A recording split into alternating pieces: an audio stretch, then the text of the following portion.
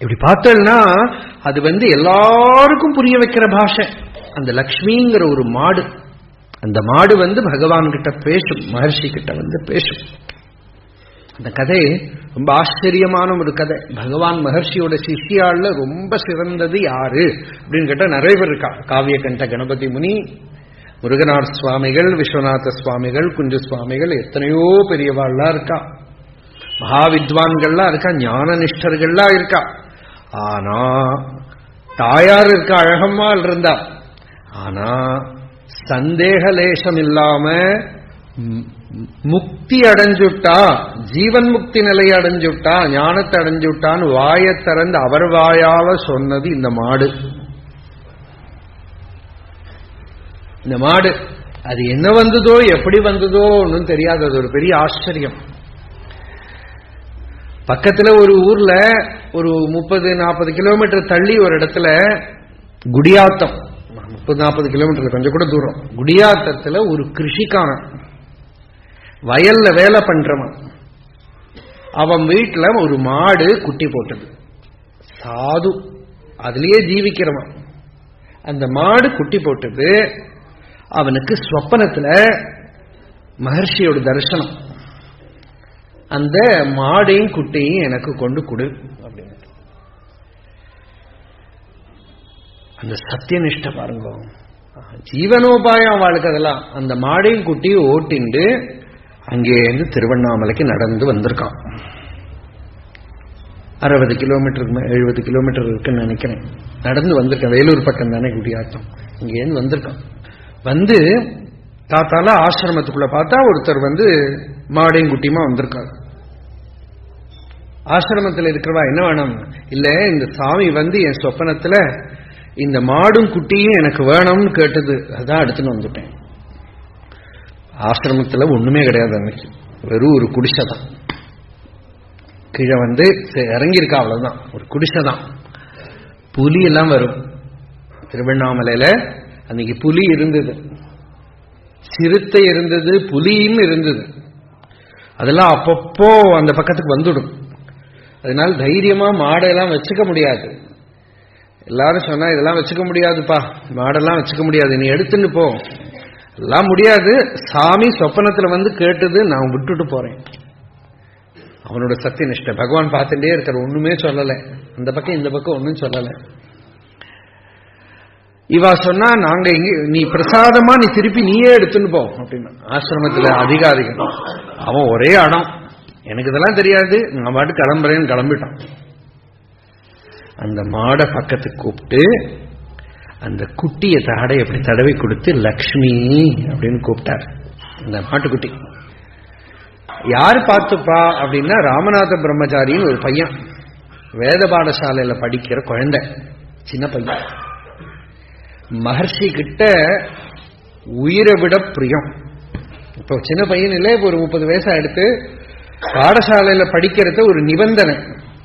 பாடசாலையில சாப்பிடணுமானா அங்கேயே இருந்து வேலை பண்ணணும். எல்லாம் பண்ணாதான் அங்க சாப்பிடலாம், இல்லாட்டா பிட்சை எடுக்கணும். அப்படி இருந்தது நியமம். வெளியில போய் பிட்சை எடுத்து சாப்பிடுறதானா படிச்சுட்டு வீட்டுல இருந்து வந்துட்டு போய்க்கலாம்ங்கிற மாதிரி இருந்து, வெளியில போய் பிட்சை எடுத்துன்னு போய் விரூபாட்ச குகையில மகர்ஷிக்கு கொடுத்து தான் வேதாத்தியனம் பண்ணுவார். ரொம்ப சிம்பிள். ராமநாதன் பேரு. பகவான் சொல்வார், 2 பேரும் எனக்கு ரொம்ப பயம் வரும். யாருன்னா ஒன்று இந்த ராமநாதன், இன்னொன்று ஒரு முதலியார் அம்மா, ஒரு பாட்டி வயசானவா. இவா 2 பேரும் எனக்கு பயம். ஏன்னா அவ பக்தி, அவ ஒன்னும் காக்க மாட்டான். அவளுக்கு ஆசையே இல்லை, எல்லாருக்கும் சேவை பண்ணுவா. அவளுக்கு எந்த ஆசையும் கிடையாது. அதனால அவளை பயம் வரும். அவ ஏதாவது கேட்டா நான் கொடுத்து ஆகணும். அந்த ராமநாத பிரம்மச்சாரி சொன்னார், மாடு குட்டி பகவான் நான் டவுன்ல கொண்டு போய் பார்த்துக்கிறேன் அப்படின்னு கூட்டின்னு போய் டவுன்ல ஒரு வீட்டுல வச்சுன்னு அந்த மாடை குட்டி கவனிச்சுண்டா, அடுத்த நாளைக்கு காத்தால அந்த சின்ன குட்டி இருக்கே, டவுன் ஆசிரமத்திலிருந்து ஒரு 2 கிலோமீட்டர் இருக்கு, இது தனியா ஆசிரமத்துக்கு ஓடி வந்திருக்கு. மாடு வரல, அந்த குட்டி தனியா ஆசிரமத்துக்கு ஓடி மகர்ஷி முன்னாடி இப்படி நிக்கிறது. அதை பார்த்தவாள்லாம் இருக்கா இப்ப கூட. அது பார்க்கிற பார்வை அப்படி ஒரு பிரியம், அப்படி ஒரு பிரேமை, அப்படி பக்கத்துல நிற்கும். அதை தடவை கொடுத்து, அதுக்கு வாழைப்பழம் கொடுத்து, அதுக்குள்ள அந்த டவுன்ல அந்த மாடு வச்சுட்டு இருக்கிறோம், ஓடி வந்துட்டான், குட்டியே காணோம், இங்கதான் வந்திருக்குப்பா. மெதுவா கூட்டின்னு போய் சாயந்தரம் தினமும் அடுத்த நாளைக்கு காத்தாலேனா வந்துடும், ஆசிரமம் வந்துடும். அப்புறம் அது மெரிசாயி மகர்ஷியோட ஜெயந்தி அன்னைக்கு ஒரு குட்டி போட்டு. ஆச்சரியம் என்னன்னா, பெரும்பாலும் அது ஜெயந்தி புனர்வசு நட்சத்திரத்திலேயே குட்டி போடும். அது குட்டி போட்டதுக்கு அப்புறம் ஆசிரமத்துக்கே கூட்டின்னு வந்தா அந்த மாடு என்ன பண்ணும்னா, காத்தாலையான தட தட தட தடா இப்படி எல்லாரும் உட்கார்ந்துருப்பா, நடுவால வந்துடும், யாரையும் கவனிக்க, அவ பாட்டுக்கு நேரம் தன் முகத்தை மகர்ஷியோட வயதில் அப்படி கொண்டு போய் தொப்பையில கொண்டு அப்படி வைக்கும்.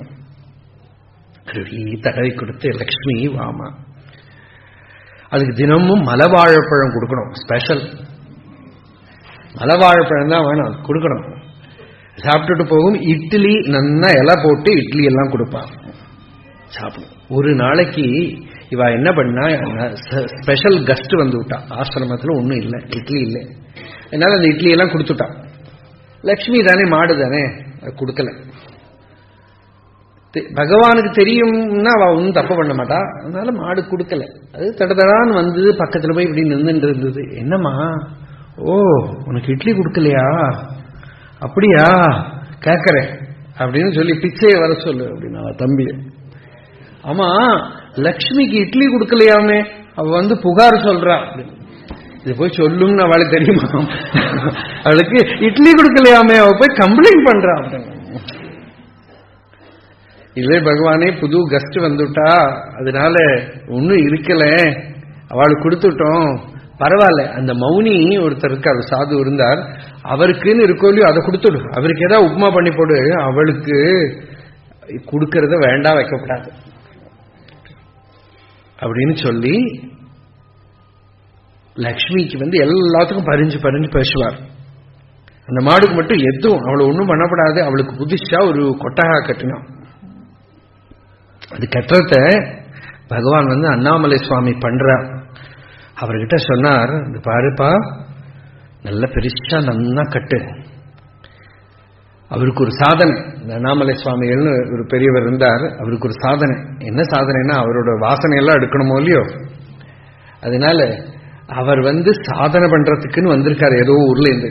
வர வழியில பெரியவாளை பார்த்தா, பெரியவா சப்ரமஞ்சத்துல போய் நமஸ்காரம் பண்ணி, இந்த மாதிரி நான் பகவான் ரமணரை பார்க்கறதுக்கு அருணாச்சலத்துக்கு போறேன், எனக்கு ஆசீர்வாதம் பண்ணுங்கோ, சாதனை பண்ணணும் அப்படின்னா பெரியவா சிவநாமத்தை சொல்லி இது ஜபம் பண்ணிண்டே முதல்ல பெரியவா ஒரு உபதேசம் கொடுக்க, சிவநாமத்தை சொல்லி இது ஜபம் பண்ணிண்டே இருந்தா அனுப்பினான். அப்படியே வந்தவர் இங்க வந்தா பகவான் என்ன பண்ணார்னா, இவர் ஜென்மனா கெட்டு வேலை பண்றவர், அவருக்கு ஆசிரமத்தில் இருக்கிற சமையல் கட்டு பூரா அவருக்கு தான் வேலை. எப்போ அவர் உட்கார்ந்துட்டாலும் சிமெண்ட், கல்லு, மணல், கட்டிடம், ஜன்னல், கதவுன்னே பேசிட்டு இருப்பார். அவருக்கும் பொறும் ஆயிடுச்சு. ஒரு நாளைக்கு சொன்னார், பகவானே மற்றவாள்லாம் வரத ஏதோ உபதேசம் இருக்கு, சத்சங்க இருக்கு, ஞானம் பேசுறேன், நான் வந்தா இப்படி கட்டிடம், கதவு, ஜன்னல், கல்லு என்னையே பேசிட்டு இருக்கீங்களே, எனக்கு சத்சங் மற்றவாளுக்கு மௌனமாவது கிடைக்கும், எனக்கு அதுவும் இல்லை, நான் வந்தா இதே பேசுறேன், என்ன பண்றது, ஓய் உம்மை பார்த்தா கட்டிடமே நடந்து வரா மாதிரி இருக்கு. அவ சம்ஸ்காரம். அதனால அவர்கிட்ட அந்த வேலையை வாங்கி அவரை ஒண்ணுக்கும் விடல. சொல்லுவார், அந்த மகாபுருஷர்கள் கிட்ட இருந்தா தான் தெரியும் அது எப்படி அவ நம்மளை பண்ணுவாங்கிறது. ஒரு நாள் மனசுல ஏதோ கெட்ட எண்ணம் வந்தது. அவரை சொன்னார், நான் பார்த்திருக்கேன், அவரை தாங்க முடியாம மனசு எங்கேயோ கெட்ட வழியில போயிடுச்சு, ஒரு எண்ணம் வந்தது. அப்போ அடுத்த க்ஷணம் மகர்ஷி இப்படி வந்துட்டு இருக்காரு முன்னாடி, குதிக்கிற வெயில் மேல, அவர் கால சப்பல் ஒன்றும் இருக்காது, பாதுகையே கிடையாது, ஆனா நம்மளால தாங்க முடியாது, பெரிய ஒரு பாறாங்கல் மேல ஏற்றி நிறுத்தி, ஆமா இந்த கட்டிடம் பண்ணி அது இப்படியா அப்படி அரை மணி நேரம் கொதிச்சு காலெல்லாம் பொள்ளி போய் தலையெல்லாம் பொள்ளி போய் அவர் சொன்னார், ஏன் எனக்கு இந்த பனிஷ்மெண்ட் தெரியும், ஆனா அந்த சூட்டுல இந்த இமோஷன் எங்க போச்சுன்னே தெரியல, இந்த மனசுல வந்த எண்ணம் எந்த இடத்துல பறந்து போச்சுன்னே தெரியல. அப்படியெல்லாம் அவரை ட்ரெயின் பண்ணியிருக்கார். அப்ப இந்த கோஷாலை கட்டுற போது சின்ன சுவாமிகள் ஆசிரமம் பிரசிடென்ட் அவர் சின்னதா ஒண்ணு கட்டு, ஒரு மாடு தானே அப்படின்னு போயிட்டார். பகவான் என்ன சொன்னார், பெருசா கட்டு. சரி பகவானே, ப்ராப்ளம் இல்லை. பகவான் கட்ட சொன்னார்னா யார் என்ன சொல்ல போறா? சரி பகவான், ஆனா நீயே கட்டுறதாக கட்டிக்கோ அப்படின்னு. அவருக்கு தலையில எடுத்து வேணுமா? நீயே கட்டுறதாக கட்டிக்கோன்னுட்டார். அவருக்கு திட்டு திட்டு, தினமும் திட்டுதான். அப்படி ஒரு விளையாட்டு அவரோட அபிமானத்துக்கு. அப்புறம் அவரை கம்ப்ளீட்டா ஃப்ரீ பண்ணிவிட்டோம். கம்ப்ளீட்டா ஃப்ரீ பண்ணி ஞானோபதேசம் பண்ணி ஏகாந்தமா பலாக்கோத்துன்னு பின்னால் ஒரு இடத்துல போய் இருக்க வச்சார். வெளியிலேயே வராம இருந்தார். அது ஒரு நிலை. முதல்ல அப்படி வேலை வாங்கினார், அப்புறம் கம்ப்ளீட்டா ஃப்ரீ பண்ணிட்டான். அப்போ அந்த லக்ஷ்மிக்கு அந்த கோஷாலை கட்டின போது சொன்னா, அவ சாமானிய ஜீவன் இல்ல, அவ ஐஸ்வர்ய தேவதை.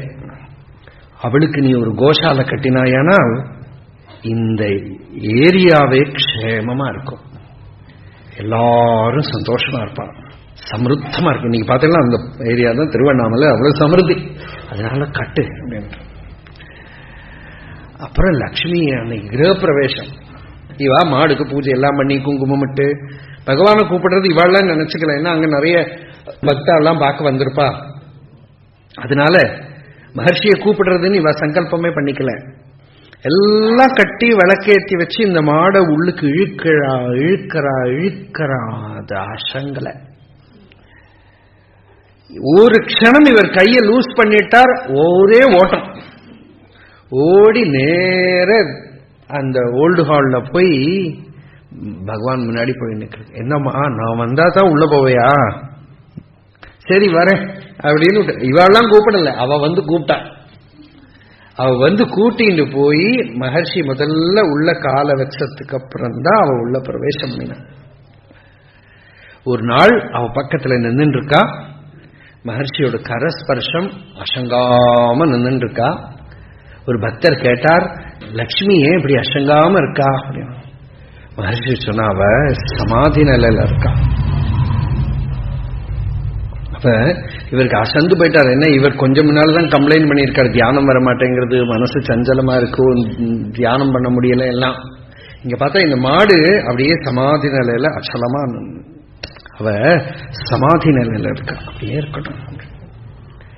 அவளுக்கு அவ்வளவு செல்வாக்கு, அவ்வளவு ஸ்பெஷாலிட்டி, அவளுக்கு யாருக்கும் கொடுக்காத ஒரு ஸ்பெஷாலிட்டி அவளுக்கு கொடுத்திருந்தா. தினமும் நடக்க போயிட்டு வந்தா மகர்ஷிக்கு ஒரு பிரதட்சணம் பண்ணிட்டு தான் போவான்.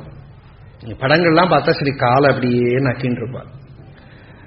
ஒரு பிரதட்சணம் பண்ணித்தான் போவான். அப்படி லாஸ்ட்ல லக்ஷ்மி சமாதியா சரீரத்தை விட போற போது தான் போய் கொஞ்ச நேரம் கூட இருந்தா.